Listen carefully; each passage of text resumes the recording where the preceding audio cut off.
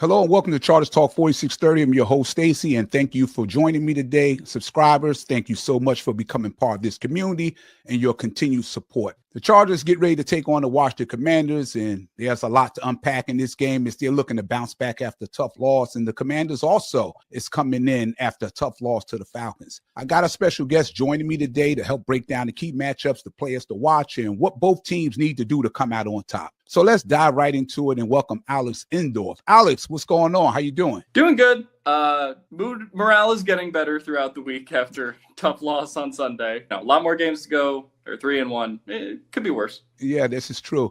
Hey, listen, growing up, we all get drawn to certain teams for different reasons, right? Mm-hmm. And sometimes it's family, sometimes it's a favorite player or just a moment that stuck. You know, walk us through what led you to become a big supporter of the Chargers. Yeah, no, my story is weird because I grew up in Philadelphia and New Jersey, and for the most part, the thing that attracted me was I loved the jerseys when I was a kid, and always stuck out to me, and my boyhood quarterback as a result was always Phillip Rivers, and I was just ride or die with him for so many years. Okay. And so that's kind of like how I, got on the train with those, 2006 to 2011 teams. Haven't had the most success compared to those teams in the last 15 years, but we're looking to get back. Well, you jumped on at a good time. That was the year that LaDainian Tomlinson set the running back record and was MVP that season. Was so disappointed in the end in that game against the Patriots that he didn't get enough carries in that second half. But let's jump right into this matchup between the Chargers and the Commanders. I got a few questions I want to throw at you. For one, the Chargers is coming off a tough loss, as we know. What do you think is the key for them to bounce back this week against Washington? Yeah, I think they just got to find ways to get the offense going more consistently. And the key to that, to me, is you look at Joe Alt, who's probably not going to play this week. And I think it's up to kind of Greg Roman and this run game to really sort of do what they did against the Giants last week, right? And lean on Omarion Hampton even more as a result after we saw his performance. But I also think it's kind of on Greg Roman this game to be able to help his offensive line a little bit. Chargers have had 85 dropbacks in their last two games. Justin Herbert's been pressured on 56% of those. And so I just think going into this game, not that the Commanders' defensive line is necessarily Giants or Broncos level, but I still think you have to be able to protect Herbert and kind of call an offense that is not just, waiting for Quentin Johnston or Keenan Allen or Ladd to get open downfield. Although, yes, you'll take your deep shots when you have them. But I also do think they need to take advantage of some screens, which they haven't really been active on doing this year so far. And then I think it's also just about the quick game. And, they set up a couple of quick game passes that, I think should have worked last week, right? They had Ladd drop a couple of them, QJ drop one. So, I don't think that it's that Greg Roman hasn't gone to that at all, but I just think it needs to be a lot more efficient. So I just think the week 1 to 2 offense, as much as we loved it against the Chiefs and the Raiders, and it was great, when you had Mekhi Becton and Joe Alt there to protect, I just don't think you can function out of 20 out of your 25 first plays being passes at this point with this offensive line. Yeah, it was weird last week's game because everything just felt weird about the game, right? The first couple of games of the season, you had Harbaugh mentioning during the offseason a lot, I wake up every day trying to make Justin Herbert a Hall of Famer and trying to make him the best quarterback in the league. But we know their identity with him and Greg Roman, that they want to run the ball downhill and win in the trenches. And in that game, you move all over the left tackle. He went down. Trey Pipkins, the last couple of weeks, been in and out of the lineup with injuries. You lost Mekhi Becton, who didn't play in the game with a concussion. So with a bunch of practice squad offensive linemen, it was really weird and shocking to me to see that they just kept calling plays for him to drop back and looking to hit someone deep. When you had Omarion Hampton that was unstoppable going down the sideline for long gains, and he only had 12 carries. It's funny that you were saying a minute ago about how they need to run the ball more, and I can't believe that I was looking at the screen and listening to all the other people in the sports media world saying, why don't they run the ball when we know that is their identity? Yeah, it's a very weird thing. I think at first like opening the season, Najee was coming back off of the eye injury. It was obviously Hampton's first couple games in the NFL. I think there were reasons to be hesitant about running the ball a little bit and like wanting to give it a couple weeks to grow it out. But now that you saw these last 2 weeks from Hampton, and clearly I think your offensive line is better right now at run blocking than pass protecting. I just think you have to lean into that more, even though I get why the first couple weeks Roman was a little skeptical to do that. But, you just have to lean into what you're strong at right now. Yeah, my last point before pivoting off of that game, I just thought I love the coaching staff. And I know coaching really matters, and we are light years away from a huge difference between having Brandon Staley the last couple of years as having Jim Harbaugh, Greg Roman there. And I just found it intriguing that throughout that matchup, you knew your line was very depleted. And the Giants were number 31 ranked against the run. Everybody was gashing the Giants, and we didn't take advantage of that. But the Giants have a great defensive line. All those guys that really get after it, and they took advantage of our weakness, and we didn't take advantage of their weakness. And I thought that was the biggest difference in the game. Yeah, and I also just felt like they saw what Herbert was able to do against the Broncos, right? And like, hey, even on some bad plays where he's getting pressured, right, he's able to make some magic. But like, that's just not, in my opinion, a very consistent way to be able to run an offense from week to week, where you're asking him to sort of, make a souffle out of shit with the pass protection. I just think that some games like the Giants game last week, like that's gonna catch up to you, especially when you had Ladd have an off day and some of the wide receivers have an off day too. It's just not a consistent strategy, in my opinion, to win in the league. What's the biggest matchup you look for in this game, whether it's offense versus defense or a specific player? I think I would go with Commanders' run game versus this Chargers defense. Not that they had a bad week against the run last week. I think they only allowed 3.8 yards per carry to the Giants or something like that. But I did think Dart and Scadaboo were able to take advantage of some of the light boxes Jesse Minter was going to give, and were able to run and pick up first downs. And so, this Commanders team is second in the league in EPA per rush. So they have a really efficient run game. Obviously, Jaden Daniels, if he's fully healthy, can give you problems in the run game too. So I think that's going to be really challenging. And I didn't expect this Commanders run game to be as good, having, lost Austin Eckler like they did earlier in the year. But they've been playing really well, and so I think you need a sort of a bounce back week. Not that they were bad last week, but a bounce back week for players like Dayon and Derwin, I think. They really need it because this defense had been stellar since Jesse Minter's been there. And overall, they have always had trouble stopping quarterbacks who can scramble and make plays with their legs. They're going to have to do a much better job of this. We saw Dart give them a lot of problems, but they were leaving the middle of the field open, and Dart was taking advantage of that, whether it was a draw play or he just took off scrambling. So they got to do a much better job in this because Commanders can run that ball too. Which player on either side of the ball do you think will have the biggest impact in this game?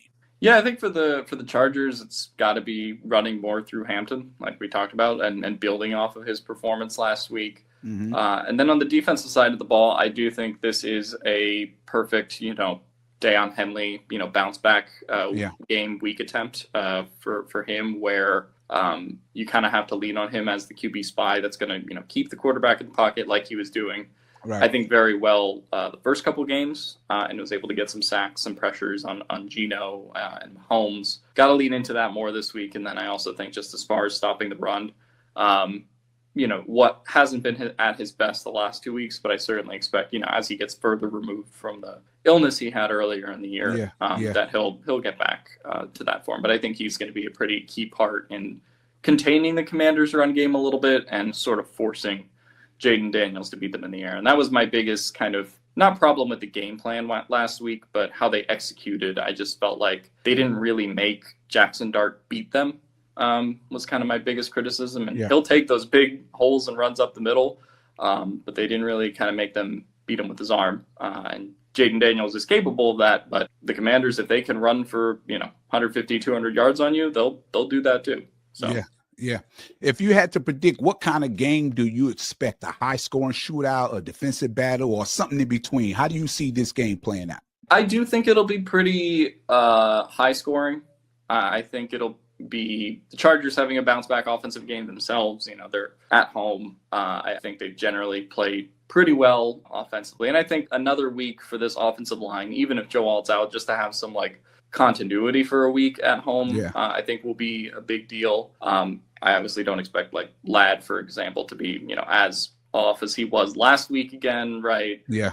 So I expect them to kind of take care of business offensively. And then I think for this Commanders offense, I think they will, with the run game, gives the Chargers some problems. So I expect them to get into the pretty high 20s and 30s. I could also see a defensive battle as well, but I just think both of these teams, the Chargers probably feel pretty good about being able to throw on the Commanders secondary, and I think the Commanders feel pretty good about being able to run the ball on the Chargers.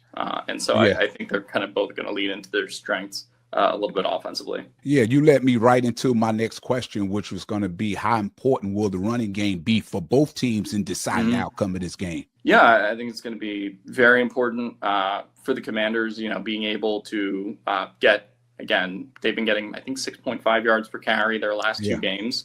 The Chargers have to slow that pace down, or this game kind of get away from them quickly. And then for the Chargers, this is I think, 15 to 20 attempt Omarion Hampton game. You know, they only gave them 12 carries last week, which obviously garnered a lot of criticism. But as long as this game is close, I do think they have to, you know, really run it through Hampton. Yeah, I think they do need to run the ball a little bit more. Hampton, as we could see, it looked like he's going to be a stud. And you got so many injuries on your line. And everyone knows, every defense you go against, they know the key to stopping the Chargers is to apply a lot of pressure on Justin Herbert and don't let him get comfortable in the pocket. And what better way to keep a pass rush from affecting and ruining the game is to be able to run the ball and run the ball effectively and moving Justin Herbert off the spot. Let me ask you, if the Chargers are going to come away with this win, what's the number one thing they absolutely have to do right on Sunday? Protect Justin Herbert. I think it's pretty simple. Obviously, easier said than done with the injuries to the offensive line right now. But it wasn't just that the Giants were, you know, beating them on the defensive line. I think it was the number of misstunts and pass protection by, you know, several of the offensive linemen, including Zion Johnson and Bradley Bozeman, and sort of the interior Jamari Salyer getting, you know, a little bit overpowered. All of those guys on the interior, I think, considering that, you know, well, we'll see whether Jamari Salyer might start at left tackle. That's certainly a storyline that we could follow into kickoff. But if you're going to be starting some combination of Deculus or Salyer at left tackle and Pipkins right, I think it's going to be a lot on the interior to play at a much higher level, certainly than they did last week. Yeah. How concerned, if you are at all, of Ladd? Because we know the kind of season that Ladd McConkey had. And a lot of it, I think, is contributed to coming into the season last year.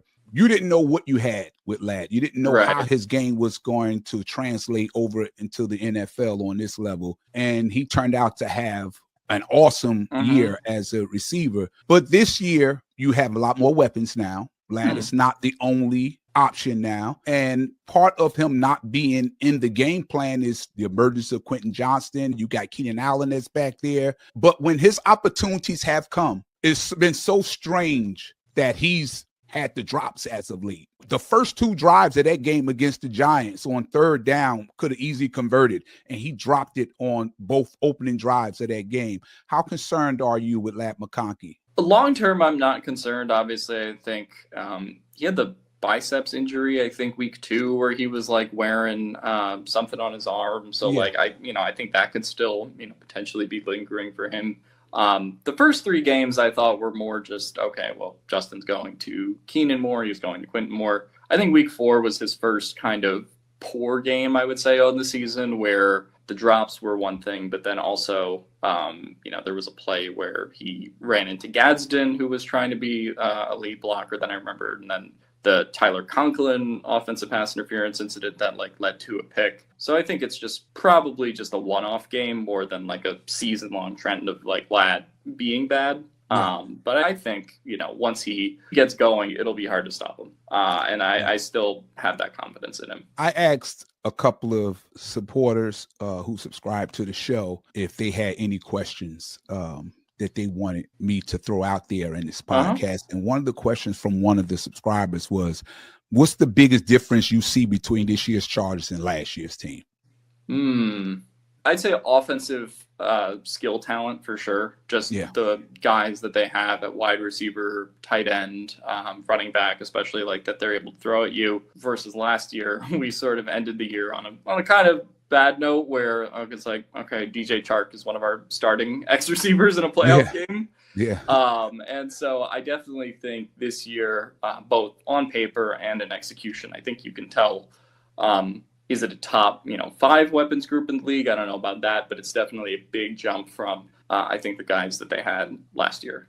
Well, let me ask you, how long you said you've been a Charger fan? 2006? Yeah, I'd say 2006, 7. My first real memory was the Rivers tearing his ACL against the Colts and still and them still winning that game. So that's one of my first memories. So obviously older fans will bring up Marlon McCree. Some of that stuff predates me, even though I know about the history, but I didn't experience that live in the moment. That was a great game. That was 2007 too. I thought we were going to go. The Colts ended up winning that Super Bowl. Colts Bears Super Bowl. Yeah, Colts Bears Super Bowl. We should have been there. Yeah. Alex, look, thank you for your insight. I really appreciate you taking the time to break down the Chargers Commanders matchup with me. It's always good to get your perspective, and I know our listeners will enjoy it too. But let me ask you, is there anything that you want to part with? I just say, there's still optimism. There's still hope in this team, I think, going forward. These next 3 or 4 weeks that they have to survive without Mack and Alt will be tough, but I think by the time we're on the other side of that, I think we'll be talking. I know everyone's frustrated with the Giants loss, but I do think in a month from now we'll be talking about this team a little bit more like we were the first 3 weeks. So I think there's still definitely some hope there. Yeah, and I say the sky's not falling. Look, I know a lot of people are frustrated. This was one of the teams that you had marked on the calendar, especially what they look like the first 3 weeks. Yeah. That should have been a team that you won. But look, we're 3-1. We have all our wins came in the division. We could be the Baltimore Ravens, who's 1-3. Yeah. We could be the Jets, who's 0-4. So let's just look on the brighter side of things, and everything that we want is still in front of us, right? Yeah. Who's got it better than us? There you go. Nobody. Hey, look, you've been great, man. Thank you for your insight. Thank you for coming on and sharing a few minutes with us. And hopefully our viewers loved you, and maybe I could have you on in the future.